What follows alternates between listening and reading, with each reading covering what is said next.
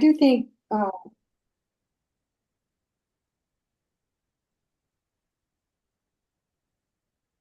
the fourth chapter of Nedarim, and by the way, the fifth chapter. So there are now two chapters that focus completely on someone who swears not to derive benefit from someone else.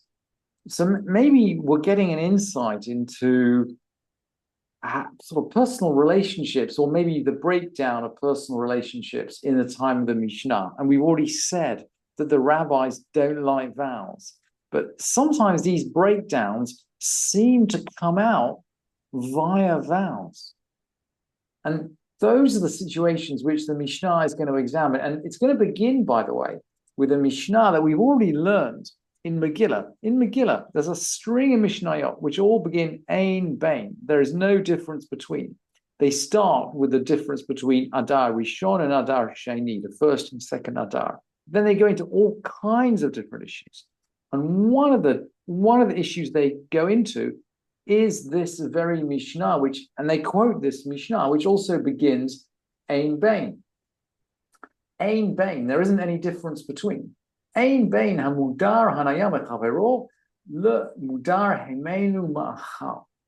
There's no difference between someone who's sworn not to benefit from his friend or for his fellow, and someone swore not to benefit from his neighbor's food. So you could take a general vow not to benefit from your friend, or you could vow not to benefit from his food. What's the difference? There are two differences. Ela, the only differences are drisat haregel, that means literally the treading of the foot, but it means access. Maybe you need to walk over the treading of the foot. Maybe you need to walk over his land. And maybe, for example, you share a courtyard. That's the example which the Mishnah is going to examine a bit later. Maybe you share a courtyard. Can you walk over that courtyard? So one exception is drisat haregel, stepping of the foot, access, in other words. And the other example, v'chelim she'ein osim bahen ochel nefesh. And the other exception is vessels or instruments which are not used for food. So you can't. Well, what are those? What are those vessels? Well, we're going to find out in a sec. So someone who's sworn not to benefit from his neighbor's food, lo yashilenu nafa. He shouldn't lend him a nafa, which is a fine kind of sieve, or a kavara is a much coarser sieve, more like a basket. Very high, this is a millstone. Clearly, you're going to use that for making food. Vitanur, and an oven. So we're gradually getting closer and closer to food. And you can't lend him any of these things if you've sworn he can't benefit from your food, or he's sworn he won't benefit from your food. If the oath is there, you can't lend him these things. But aval mashilin lo chaluk v'tzalit. But you could lend him a cloak or a ring, unezamim b'tavaot, and earrings, nose rings. V'chol davar she'ein osim bon ochal nefesh, and anything that's not used to make food. Now, the punctuation on this Mishnah is not quite clear. That's why I put dots on the source sheet. And it goes on. Makom shemaskirin kayotze vahen asur. In a place where things such as these are rented out, it's forbidden. And the sense of the Mishnah is that, okay, you can lend someone something which is not used to make food if, let's say, he's sworn from enjoying your food. But if you're living in a city where the custom is to charge for these kinds of things, at that point it becomes forbidden, because money is basically synthetic food. If he derives money, or if he saves money from something you lend to him, he can use that money to buy food with. So at that point it's forbidden. Having said that, there are other things that will save him money, which you can do if he swore not to benefit from you. And this is, by the way, this is broader than just food. Someone who's someone who's sworn to derive no benefit at all. Hamudar hanaya mechavero, someone sworn not to benefit in any way from his neighbor. Shokelet shiklo, he can pay his shekel. Everybody has to give a half shekel to the temple once a year. What it seems that you can save him money by giving him the shekel for him. And why is that? Well, it seems that you're providing a mitzvah. You're performing a mitzvah by giving that shekel for him.